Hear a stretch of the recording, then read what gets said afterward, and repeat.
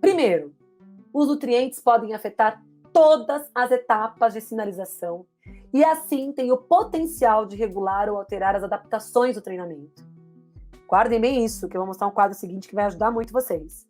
Alguns nutrientes, como a leucina, super falada, né, podem contribuir para a síntese proteica e também agir como uma molécula de sinalização.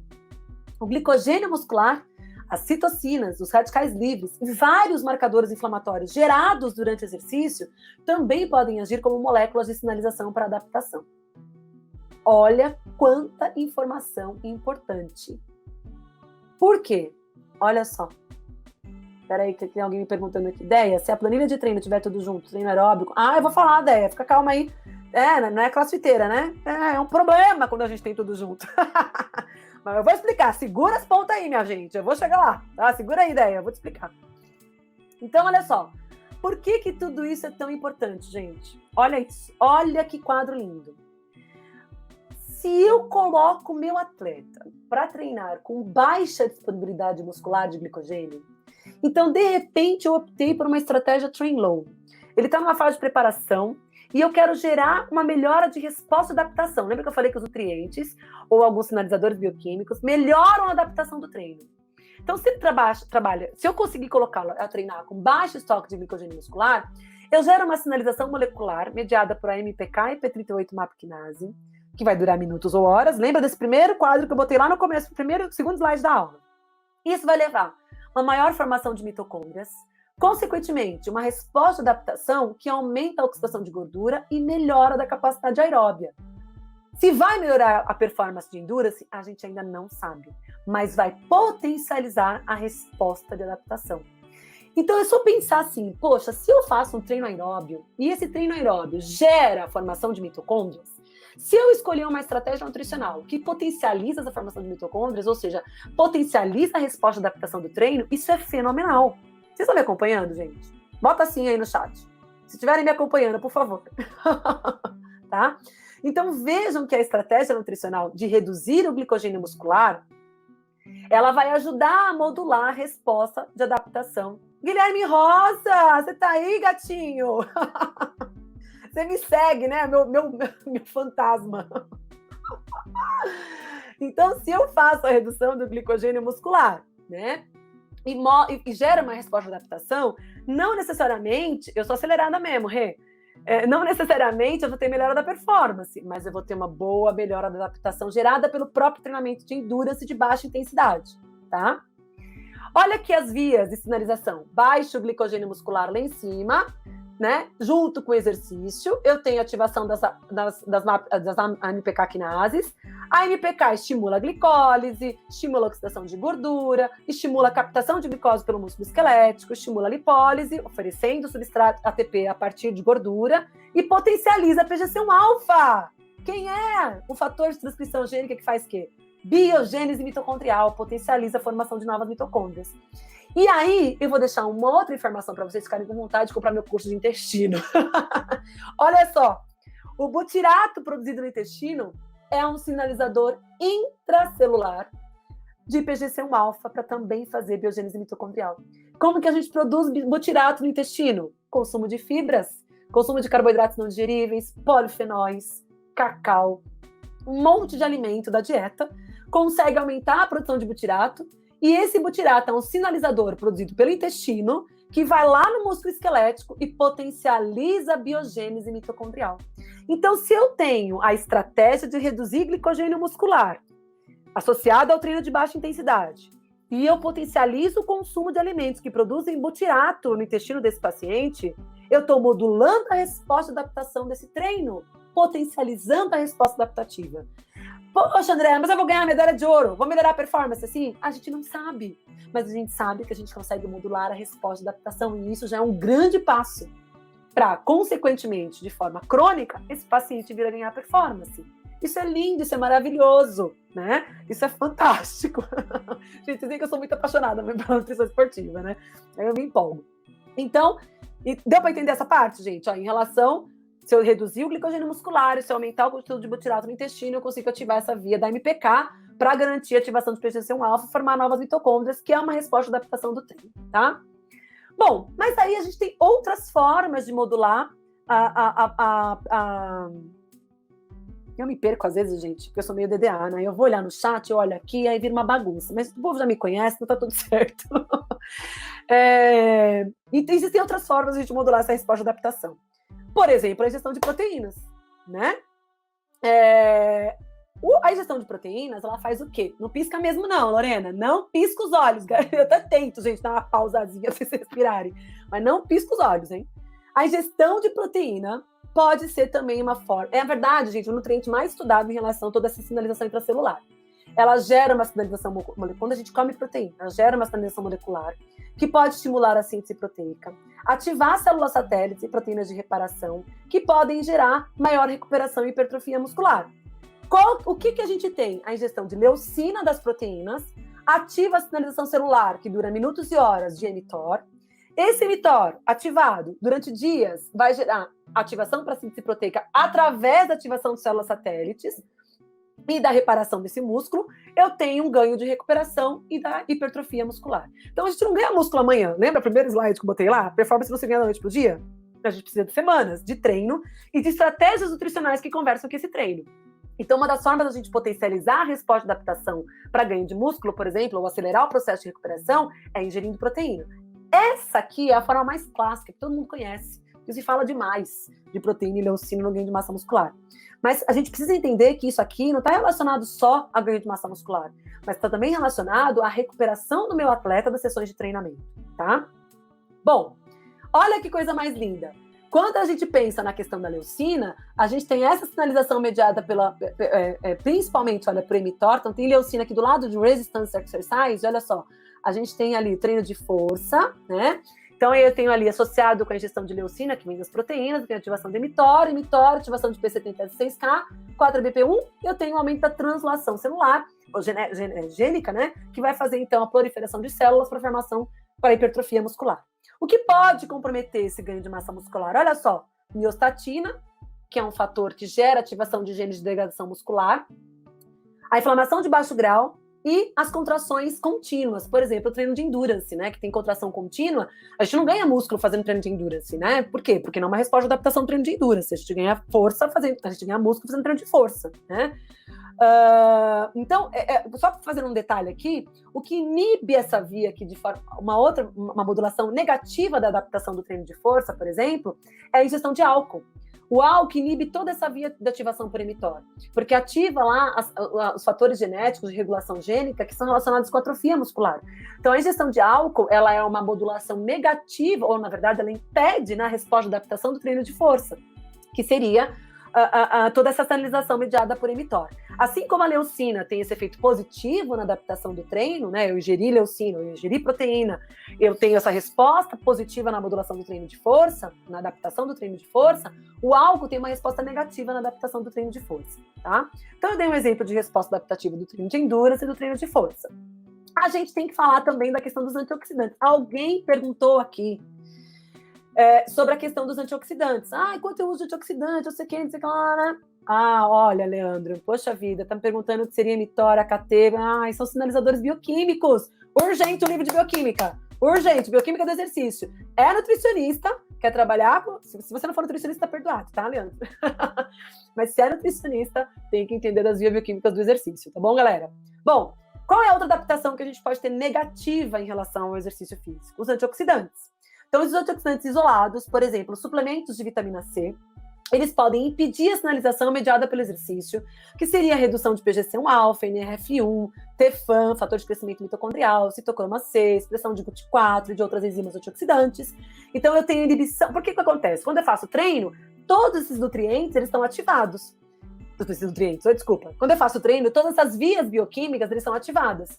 Se eu consumo vitamina C isolada, eu estou inibindo essas vias. E aí, o que acontece? Eu tenho redução na formação de novas mitocôndrias e captação de glicose pelo músculo, e reduz a utilização de carboidrato e gordura e a defesa antioxidante endógena, que é mais importante do que a defesa antioxidante exógena.